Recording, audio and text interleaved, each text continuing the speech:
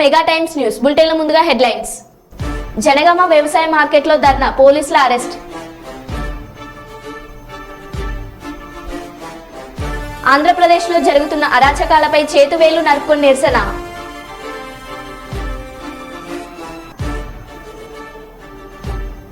ఇటీవల లంచం తీసుకుని సస్పెండ్ అయిన సబ్ రిజిస్టర్ కస్టమర్ ఇంటిపై సిబిఐ సోదాలు.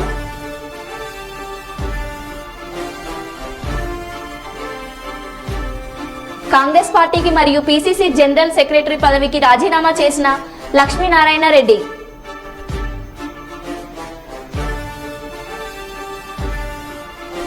అకాల వర్షంతో అస్వస్థమైన జీవనం. ఇక వివరాల్లోకి వెళ్తే, కర్నూలు జిల్లా ఇమ్మిగనూరు నియోజకవర్గంలో కాంగ్రెస్ అభ్యర్థి అడ్వకేట్ లక్ష్మీనారాయణ రెడ్డి విలేకరుల సమావేశంలో మాట్లాడుతూ పిసిసిసి అధ్యక్షురాలుగా వైఎస్ షర్మిల పగ్గాలు చేపట్టిన తర్వాత కాంగ్రెస్ కు పూర్వ వైభవం వస్తుందనుకున్నటువంటి పరిస్థితిని వాళ్ళ అన్నతో కుమ్మకై రాష్ట్రంలో బలమైన వర్గాలు ఉన్న అభ్యర్థులకు సీటు కేటాయించకుండా నీరు కార్చే పరిస్థితి కనిపిస్తుందన్నారు. ఎమ్మిగనూరులో రోడ్ షోకు వచ్చినటువంటి షర్మిల నియోజకవర్గ PCC general secretary advocate K Lakshminarayana రెడ్డికి ఎటువంటి సమాచారం తెలపకుండా ఎమ్మిగనూరు పట్టణంలో రోడ్ షోను ముగించుకొని వెళ్లడం వల్ల ఎమ్మిగనూరు కాంగ్రెస్ పార్టీ అభ్యర్థి అడ్వకేట్ లక్ష్మీనారాయణ రెడ్డి మరియు వాళ్ళ వర్గీయులు కాంగ్రెస్ పార్టీ నాయకులు కార్యకర్తలు ఆవేదనకు గురై పార్టీ నుండి శాశ్వతంగా తప్పించుకున్నట్లుగా వారు తెలిపారు.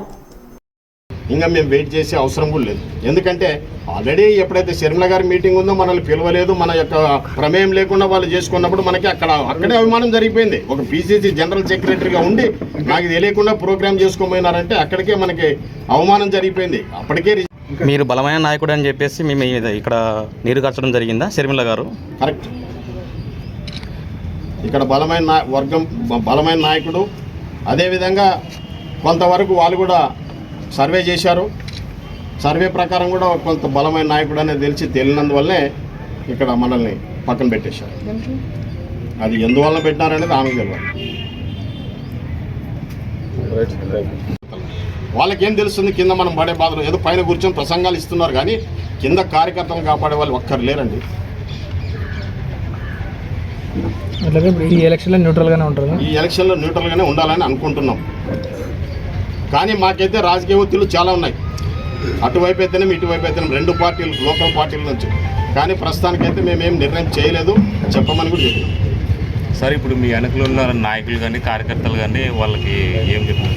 వాళ్ళకందరికీ నేను ధైర్యం ఇచ్చాను. ఈరోజు ఉదయం ఎప్పటిలాగే లక్ష్మీనారాయణ రెడ్డి మీ మనిషే, మీ పేర్లు మీ సెల్ ఫోన్ నంబర్లు నా దగ్గర ఉన్నాయి. మీరు అర్ధరాత్రి వచ్చినా మీరు గతంలో ఏ విధంగా మీకు సాయం చేశానో ఆ విధంగానే సాయం చేస్తాను. మనకు ఉండేది రెండే, రెవెన్యూ అండ్ పోలీస్. వాటిలో నా సాయశక్తుల్లో మీకు సాయం చేస్తాను, అండదండలు ఉంటాయని చెప్పేసి. ఇండిపెండెంట్గా అయితే నిలబడదలుచుకోలేదు. నేను మా కార్యకర్తలు కూడా ఒకటే చెప్పాను, నా చేతిలో ప్రొఫెషన్ ఉంది. నేను ఇంతవరకు ఎప్పుడు రాజకీయం పైన ఆధారపడలే. నేను కాంగ్రెస్ పార్టీలో చేరలే. 2012లో చెన్నకేశ్వరరెడ్డి గారు కాంగ్రెస్ పార్టీకి రాజీనామా చేసి రుద్రగౌడ్ గారికి టికెట్ ఇచ్చినప్పుడు కోట్ల జయసూర్యప్రకాష్ రెడ్డి గారు అయితేనేమి, టీజీ వెంకటేష్ గారు అయితేనేమి నన్ను తీసుకుపోయి మన అప్పటి ముఖ్యమంత్రి కిరణ్ కుమార్ రెడ్డి గారు, అప్పటి పిసిసి ప్రెసిడెంట్ బొత్స సత్యనారాయణ గారు వాళ్ళ సమక్షంలో నాకు ఏదో పదవి ఇస్తామంటని చెప్పి, కార్పొరేషన్ చైర్మన్ ఇస్తామని చెప్పి వాళ్ళైనా హైదరాబాద్ తీసిపోయి కాంగ్రెస్ పార్టీ కార్యాలయంలో చేర్పించుకున్నారు. కానీ నేను కాంగ్రెస్ పార్టీకి వస్తానని చెప్పి నేను పోయింది ఏం లేదు. ఏం సార్ నువ్వు లేవు శర్మిలం పక్కన, ఏం సార్ నువ్వు లేవు శర్మిలం పక్కన ప్రతి ఒక్క కార్యకర్త ఫోన్ చేయడం జరిగింది. అదే శర్మిలమ్మ గారికి ముందుగానే నాకు ఇంటిమేషన్ ఇచ్చి మీరు ప్రోగ్రామ్ అరేంజ్ చేయండి, ఈ విధంగా వస్తుందని చెప్తే నేను చేసింటే ఈరోజు దాదాపు 2000 పైన మందిని తీసుకొని వచ్చి బహిరంగ సభ పెట్టేవాడిని. వాళ్ళంతా నాకు తెలిసి నా పరిజ్ఞానం మేరకు అన్నతో కుమ్మక్కైంది. ఎందుకంటే రాయలసీమ మాత్రమే మిగిలింది. సర్కారులు ఆల్రెడీ టికెట్లు బంద్ చేశారు. ఇక్కడ మాత్రం ఒకవేళ బలమైన క్యాండిడేట్లకు ఇస్తే వైఎస్ఆర్సీపీకి ఏమైనా నష్టం జరుగుతుందనే ఉద్దేశంతో ఈ విధంగా చేసిందేమో అని నా అనుభవం. నేను అనుమానిస్తూ ఉన్నాను అంటే. కనుక రాబోయే రోజుల్లో కాంగ్రెస్ పార్టీకి భవిష్యత్తు లేదు. అందుకని ఈరోజు మా కార్యకర్తలతో అంతా చర్చించినాం. ఒక నిర్ణయం ప్రెసిడెంట్ మన గురుస్వామి గారు వీళ్ళందరి సమక్షంలో ఆయన కేసీనటువంటి కండువాలు తీసి నాకు వేశాడు విజయవాడ ఆఫీస్లో. రెడ్డి గారు మీరు చాలా బాగా చేశారు, జోడయాత్ర రాహుల్ గాంధీ దగ్గర మన పేరు వచ్చిందని. మరి ఈరోజు టికెట్ ఇచ్చే విషయంలో ఏమైందని నేను అడుగుతా ఉన్నా గిడి రుద్రరాజు గారిని. అదేవిధంగా షర్మిల గారిని ప్రశ్నిస్తున్నా. మీరు ఏదో మాటలు చెప్పారు, కాంగ్రెస్ పార్టీ ఆఫీస్లో కూర్చోబెట్టి విజయవాడలో పిలిపించి ప్రమాణాలు చేయించి అన్నీ చేసిన దానికి ఈరోజు మీరు ఏం చేశారు మాట? జెండాలు మోసిన వాళ్ళకి టికెట్లు ఇవ్వకుండా డబ్బులు ఇచ్చిన వాళ్ళకి టికెట్లు అమ్ముకుంటూ ఈ విధంగా షర్మిలమ్మ గారు కాంగ్రెస్ పార్టీని నాశనం చేశారు. కొత్త వ్యక్తి ఎన్నడూ జెండా మోయలేదు. ఇక్కడ మన ఎమ్మెల్యేలో కనీసం షర్మిలమ్మ మీటింగ్ ఉందని చెప్పి కూడా కనీసం డీసీసీ తర్వాత ఎంపీ గారు ఇక ఆదోనికి వెళ్ళాము, మంత్రాలయం వెళ్ళాము, ఇక మీ ఇంటికి వస్తున్నాము, ఇట్లా 4 మాటలు తప్పించుకొని 4 మాటలు బైపాస్లు వెళ్ళిపోయి టైం అయిపోయింది వెళ్ళిపోతామని చెప్తా ఉన్నారు. అంటే ఇక్కడ ఒక బలమైన క్యాండిడేట్ ఉన్నాడు అని కూడా వాళ్ళకి తెలిసి కూడా టికెట్ నిరాకరించినారంటే మా కాంగ్రెస్ పార్టీకి ఇంతకన్నా ఇది విధేయ విజ్ఞతలు లేవని చెప్తా ఉన్నాం. ప్రతి ఒక్కరూ ఎమ్మెల్యేలు కాంగ్రెస్ పార్టీకి రాజీనామా చేస్తూ అదేవిధంగా నాకు ఇచ్చినటువంటి పదవి పిసిసి జనరల్ సెక్రటరీ రాజీనామా చేయాలని మా కార్యకర్తల సమావేశంలో నిర్ణయం తీసుకోవడం జరిగింది. కనీసం కార్యకర్తలకు కూడా ఇక్కడ సమాధానం ఇవ్వడం లేదు. ముఖ్యంగా మన ఎమ్మెల్యేలు తీసుకుందాం. ఎగ్జాంపుల్ డిసిసి అయితేనేమి బాబురావు గారు, అదే ఎంపీ క్యాండిడేట్ ఉన్నారు రాంపులయ్య యాదవ్ గారు, కనీసం ఎమ్మెనూరుకి 5-6 సార్లు వచ్చినారు కానీ ఒక్కసారి కూడా నా ఇంటికి రాలేదు, నన్ను కలవలేదు. కనీసం ఈ ప్రోగ్రాం ఉందన్నా మనం దీంట్లో పాల్గొనాలి, ఇది చెయ్యాలి అంటని చెప్పి. కర్నూలు జిల్లాలో 2019 నుండి ఉన్న ఏకైక వ్యక్తి ఒక రెడ్డి సామాజిక వర్గానికి చెందిన వ్యక్తి నేను ఒక్కడినే, ఇంక్లూడింగ్ నంద్యాల అండ్ కర్నూలు 2 జిల్లాల్లో ఉన్న వ్యక్తిని నేను ఒక్కనే, రెడ్డి సామాజిక వర్గం.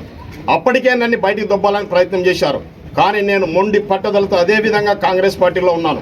తర్వాత మీరంతా చూశారు జోడో యాత్ర ఎమ్మెనూరులో ఏ విధంగా జరిగింది. రాహుల్ గాంధీ గారు అప్రిషియేట్ చేశారు ఎమ్మెనూరులో జోడో యాత్ర చాలా బాగా చేసినారని. దానికి గిడుగు రుద్రరాజు గారు కూడా సాక్ష్యం. మా కాజా, మా టౌన్ ప్రెసిడెంట్ గణేష్ గారు, మా డిసిసి జనరల్ సెక్రటరీ మురళి, మా మండల ప్రెసిడెంట్లు మన నందవరం వరంగల్లో ఇటీవల లంచం తీసుకుని సస్పెండ్ అయిన సబ్ రిజిస్టర్ తస్లిమా ఇంటిపై సోదాలు నిర్వహించిన ఏసీబీ అధికారులు.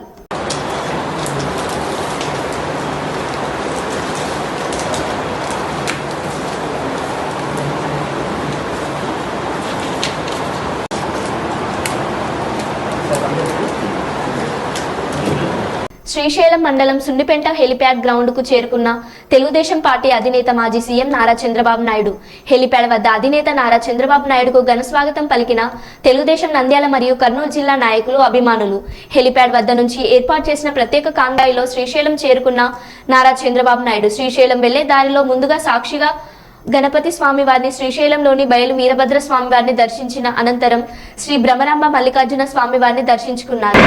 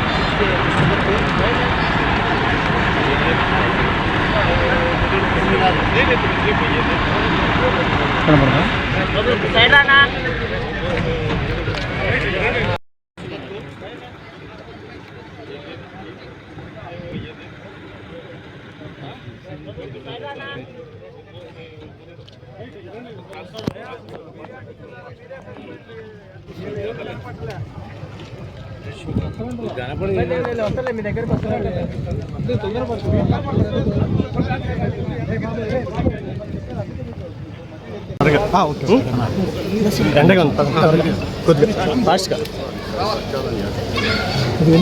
ఫాస్ట్గా ప్లీజ్.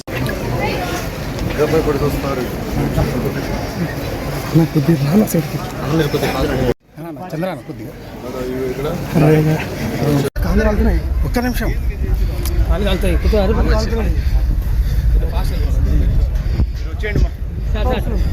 ఎనికిరా బాబు. చూసుకుంటే వెళ్ళిపోతాం.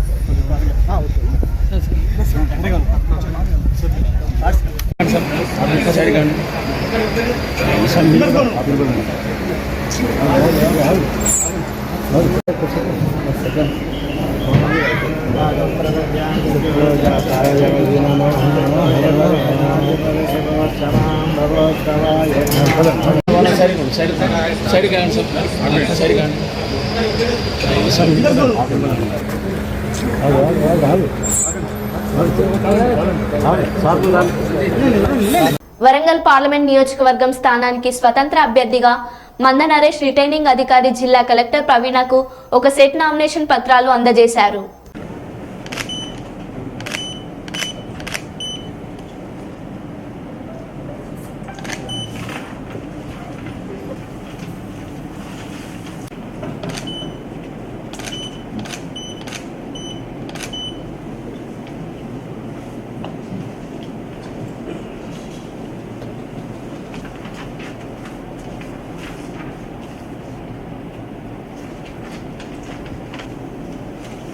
చిత్తూరు జిల్లా కుప్పం నియోజకవర్గంలో నామినేషన్ వేసేందుకు నిబంధన ఎన్నికల అధికారులు పక్కాగా అమలు చేస్తున్నామని చెప్తున్న కుప్పంలో టీడీపీ ఒక రూల్, వైసీపీకి ఒక రూల్ అనే మాదిరి తయారైంది.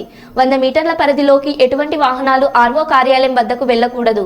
అదేవిధంగా చంద్రబాబు నామినేషన్ వేసినప్పుడు కూడా ఆయన సతీమణి 100 మీటర్ల ముందు నుంచే నడుచుకొని వచ్చారు. వైసీపీ వారికి మాత్రం పోలీసు గేట్లు తెరిచి లోపలికి పంపించడంతో ప్రతిపక్షాలు ఆగ్రహం వ్యక్తం చేస్తున్నాయి.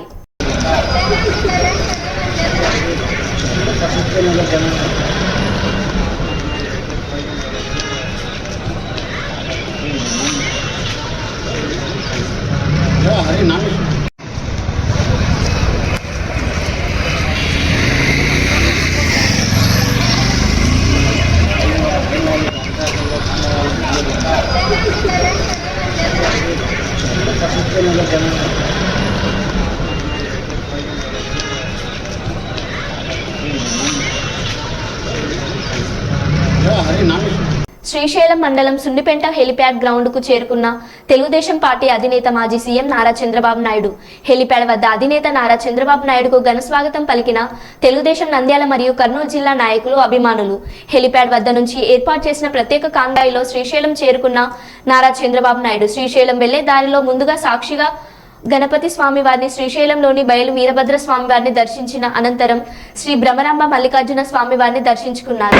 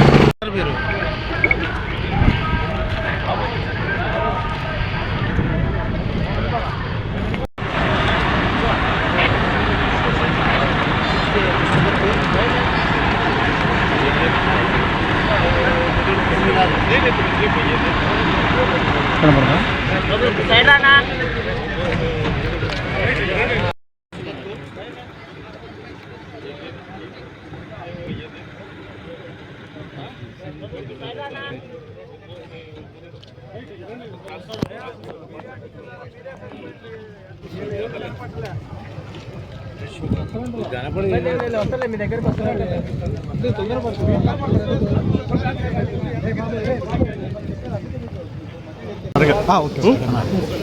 ఎండగా కొద్దిగా ఫాస్ట్గా కొద్దిగా ఫాస్ట్గా ప్లీజ్.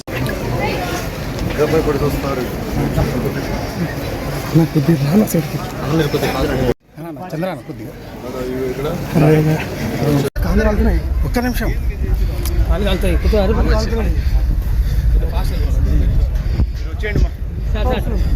ఎనికా బాబు చూసుకుంటే వెళ్ళిపోతాం.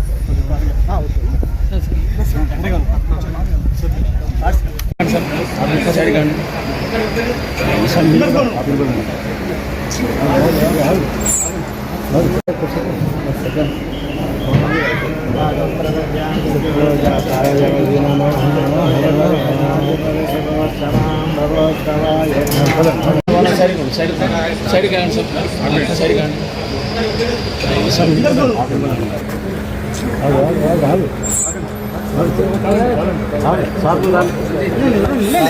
రామగుండంలో ప్రధానమంత్రి కౌశల్య కేంద్రీ స్కీమ్ కేంద్ర ప్రభుత్వ పథకం నాకు సంబంధించిన ఫేక్ ఫింగర్ ప్రింట్స్ ద్వారా అవకతవకలకు పాల్పడిన ultimate energy resource private limited సంస్థ నిర్వాహకులను పోలీసులు అరెస్ట్ చేశారు. Ramagundam police commissioner M Srinivas IPS Ramagundam police commissioner కార్యాలయంలో పత్రికా సమావేశం ఏర్పాటు చేసి నిందితుల అరెస్టు వివరాలు వెల్లడించారు.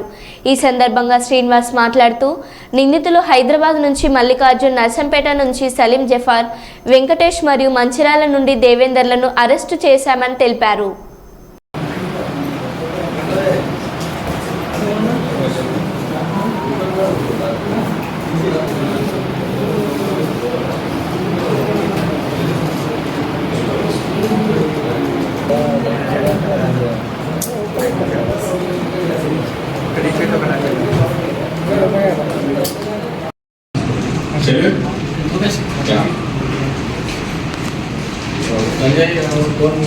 ఒక ఫింగర్ ప్రింట్ ఏదైనా పేపర్ మీద వేస్తే సపోజ్ ఈ ఫింగర్ ప్రింట్ నా ఏదైనా ఫింగర్ ప్రింట్ పేపర్ మీద ఉందనుకో, ఆల్రెడీ తీసుకుంటారు కదా, తీసుకోవచ్చు. తీసుకుంటే అన్న ఇంప్రెషన్ పెడతారు. దీని మీద ఒక లిక్విడ్ వేస్తారు. ఆ లిక్విడ్ వేసి ఒక హీటింగ్ మెషిన్లో తర్వాత ఫోటోగ్రఫిక్ మెషిన్లో పెడితే ఏదైతే లిక్విడ్ ఉంటుందో దాని యొక్క గ్రూవ్స్ని అది ఎంబోజ్ చేసేస్తుంది. ఎంబోజ్ చేసి ఇప్పుడు ఇలా మీరు చూపించారు కదా, దాని మీద ఒక లేయర్ ఫామ్ అవుతుంది, ఒక లేయర్ ఫామ్ అవుతుంది, యాజ్ ఇట్ ఈస్గా లేయర్ ఫామ్ అవుతుంది. Commissionerate of Ramagundam, all the media friends, మనకు కమిషనరేట్లో ఒక చీటింగ్ కేస్, యాక్చువల్లీ ఇది ప్రధానమంత్రి కౌశల్ కేంద్ర అనే ఒక స్కీమ్ ఉంది. ఇది ఆల్ ఇండియా లెవెల్లో ఉంటుంది. ఇది స్కిల్ డెవలప్మెంట్, అంతకుముందు మీరు గమనించుంటారు, ఆంధ్రాలో కూడా ఒక స్కిల్ డెవలప్మెంట్ కేసు అయింది. సో ప్రధానమంత్రి కౌశల్ కేంద్ర దాంట్లో స్కిల్ డెవలప్మెంట్ ఒక స్కీమ్ ఇది. ఈ స్కీమ్లో భాగంగా ఈ చిన్న చిన్న చేతి వృత్తులు లైక్ సెల్ ఫోన్ రిపేర్, తర్వాత solar panel repair, camera repair, ఇట్లాంటివన్నీ నేర్పించడానికి అవర్స్లో ఉంటుంది. ఒక కోర్స్ ఒక 300 అవర్స్ ఉంటుంది, ఒకటి 400 అవర్స్ ఉంటుంది, ఒకటి 500 అవర్స్ ఉంటుంది. ఆ కోర్స్కి తగ్గట్టుగా దాని యొక్క ఫీజు ఉంటుంది. అంటే government pages, central government pages, టోటల్గా central government scheme. Total central గవర్నమెంట్లో ఈ అవర్స్కి ఇంతమందికి అని ట్రైనింగ్ ఇస్తే దానికి సర్టిఫికేట్ ఇస్తారు. ఆ సర్టిఫికేట్ నుంచి వాళ్ళు అందరికీ ఉపాధి అవకాశాలు కలిగించడానికి కోసము ఉపయోగపడతారు. దాంట్లో భాగంగా లాస్ట్ 2020 నుంచి అక్కడ ఒక ఏజెన్సీస్కి ఇస్తాయి, కొన్ని డిఫరెంట్ ఏజెన్సీస్కి ఈ స్కిల్ డెవలప్మెంట్ చేసుకోవడానికి వాళ్ళకి పర్మిషన్స్ ఇస్తాయి. దాంట్లో భాగంగా మనకి ఇక్కడ కూడా ఒక ఇన్ఫర్మేషన్ రావడం జరిగింది టాస్క్ ఫోర్స్కి.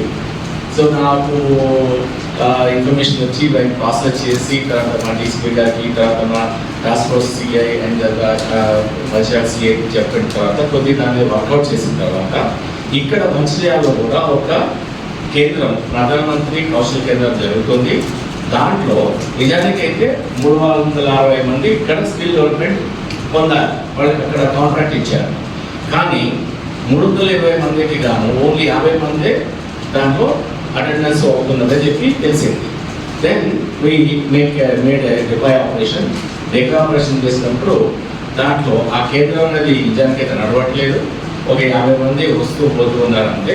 దాని తర్వాత ఎవరైతే రీసెంట్గా ఏం చేసిందంటే గవర్నమెంట్ 75% అటెండెన్స్ కంపల్సరీ ఉంటే తప్ప అది అప్లోడ్ చేయాలి. వాళ్ళ యొక్క క్యాండిడేట్స్ యొక్క ఫింగర్ ప్రింట్ అప్లోడ్ చేస్తేనే వాళ్ళకి ఆ స్కిల్ డెవలప్మెంట్ తీసుకున్నట్టు నిర్ధారించి దానికి వాళ్ళకి డబ్బులు పంపిస్తున్నారు.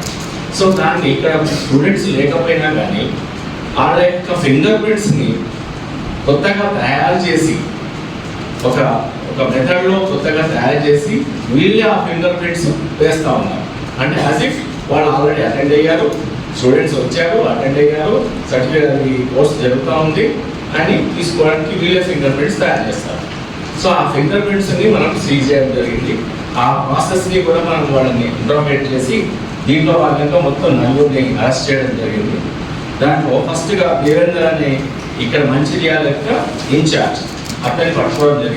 భద్రాద్రి కొత్తగూడెం జిల్లా ఇల్లందులో అకాల వర్షం అన్నదాతలనే కాకుండా సామాన్యులను సైతం కోలుకోలేని సమస్యలను సృష్టించింది.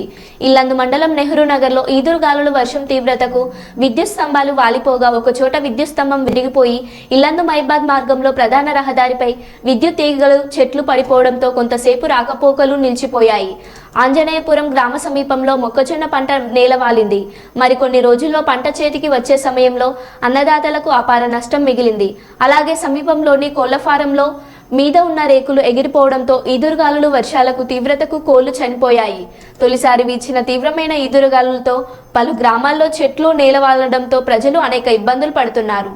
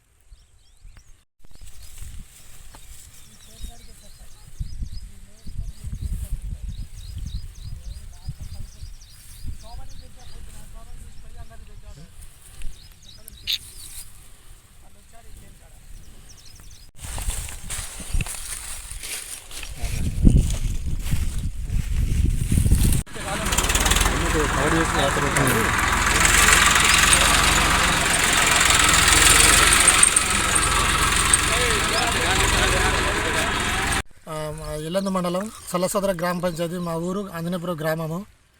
నా పేరు బానోతు బన్సిలాలు సన్నాపు రాజుని. నేను 4 ఎకరాలు మొక్కజొన్న సాగు చేశాను. అది తీవ్రంగా నిన్న వచ్చిన గాలి దుమ్ముకి వాన పడటం వలన మొత్తం భూమి పాడైపోయింది.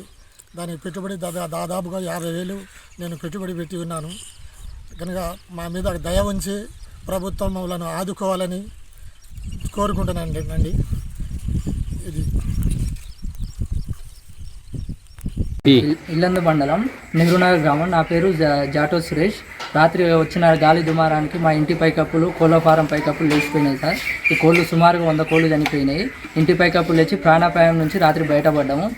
కొద్ది మూమెంట్లో మేము చనిపోయే వాళ్ళము. దయచేసి గవర్నమెంట్ మా మీద దయ ఉంచి మాకు ఒక ఇల్లు మంజూరు చేయగలం, మమ్మల్ని ఆదుకోవాలని చెప్పేసి కోరుకుంటున్నాం సార్. బీదోళం సార్, చాలా పేద కుటుంబం సార్ మాది.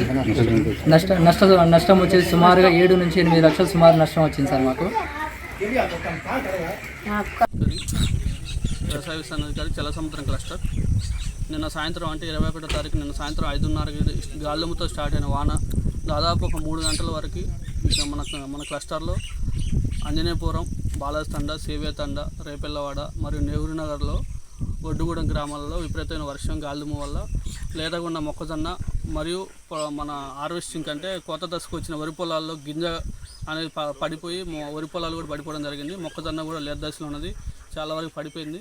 మేము అదంతా ఈరోజు వరకు సర్వే చేసి ఎంతవరకు డ్యామేజ్ జరిగిందని మేము ప్రభుత్వానికి నివేదిక పంపించి మన ప్రభుత్వం నుంచి ఆర్డర్స్ రాగానే మనం ఫార్మర్ టు ఫార్మర్ టీంల వైపు వెళ్ళి మనం సర్వే చేసి రైతులకు తగిన న్యాయం చేస్తామని కోరుతున్నాం. థ్యాంక్ యూ, ధన్యవాదాలు. జనగామ జిల్లా వ్యవసాయ మార్కెట్లో కొనుగోలు చేపట్టాలని సిపిఎం, సిపిఐ రైతు సంఘాల ఆధ్వర్యంలో ధర్నా నిర్వహించారు. ఈ సందర్భంగా వారు మాట్లాడుతూ 6 కాలం కష్టపడి పండించిన రైతులు పంటలు కొనుగోలు చేయకుండా నిర్లక్ష్యం వహిస్తున్నారని అన్నారు. తక్షణమే మార్కెట్ అధికారులు స్పందించి క్రయ విక్రయాలు చేపట్టాలని డిమాండ్ చేశారు. ఘటన స్థలానికి చేరుకున్న పోలీసులు ఆందోళనకారులను అదుపులోకి తీసుకుని పోలీస్ స్టేషన్కి తరలించారు.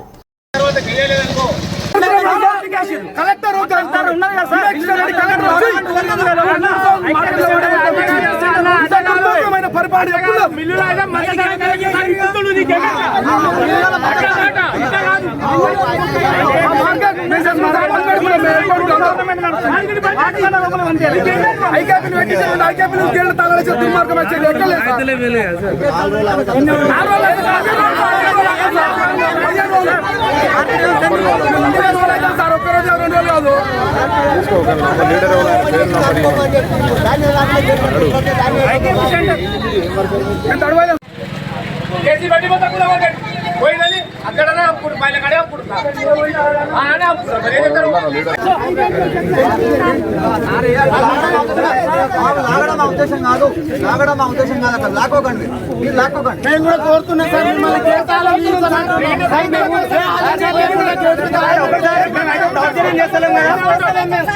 మన మార్కెట్ యార్డ్లో ఎంఎస్పీ పట్టి చేసే పరిస్థితి లేదు కాబట్టి ఏదన్నా కూడా మార్కెట్ యార్డ్లో కాకుండా బయట ఏదైనా పత్తి సెంటర్స్లో అమ్ముకోవాలి.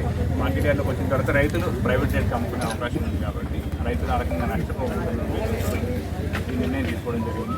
రాష్ట్ర కానీ జిల్లా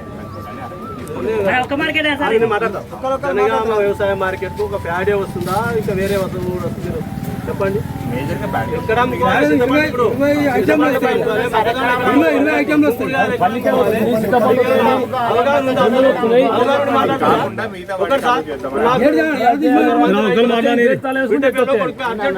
మార్కెట్ లో అర్జెంట్ గా అమ్ముకుంటారు. ఇప్పుడు 6 రోజులు లేట్ అయితే అర్జెంట్ గా అమ్ముకోవాలి అమ్ముకోండి రాలక్ష్మి. మరి మీ మార్కెట్ ఎందుకు తాళవేసుకోండి.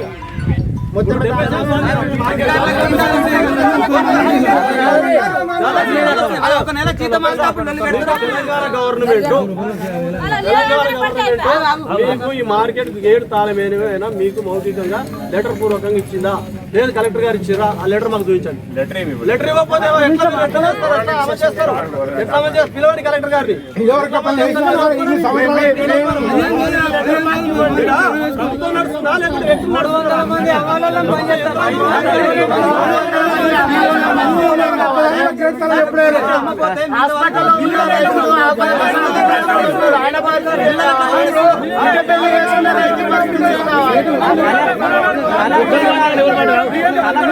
మన మార్కెట్ యార్డ్లో ఎంఎస్పీ పట్టి చేసే పరిస్థితి లేదు కాబట్టి ఏదన్నా కూడా మార్కెట్ యార్డ్లో కాకుండా బయట ఏదైనా పత్తి సెంటర్స్లో అమ్ముకోవాలి. మార్కెట్ యార్డ్లోకి వచ్చిన తర్వాత రైతులు ప్రైవేట్ రేట్కి అమ్ముకునే అవకాశం ఉంది కాబట్టి రైతులు ఆ రకంగా నష్టపోకుండా ఈ నిర్ణయం తీసుకోవడం జరిగింది. రాష్ట్ర కానీ జిల్లా వ్యవసాయ మార్కెట్ ఒక ప్యాడే వస్తుందా ఇంకా వేరే వస్తువు కూడా వస్తుంది చెప్పండి. మేజర్గా ప్యాడ్ ఎక్కడ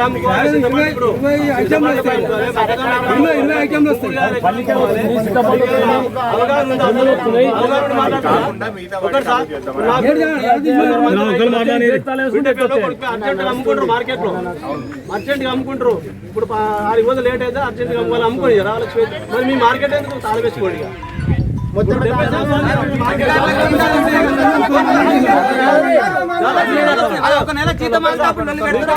గవర్నమెంట్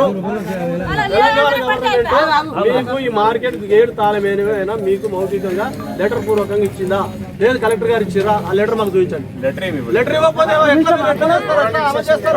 ఎట్లా పిలవండి కలెక్టర్ గారిని. ప్రభుత్వం నడుస్తుందా లేకపోతే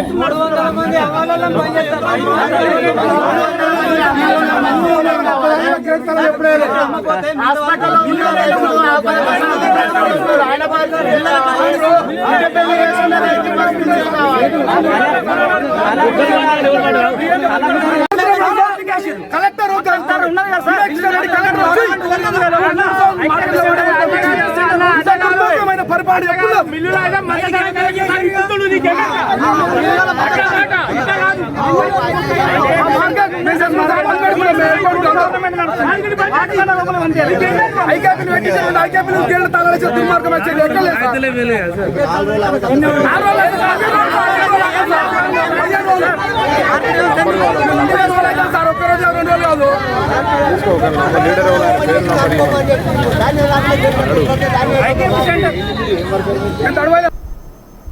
మరో బులెటిన్లో మళ్ళీ కలుద్దాం. Stay tune.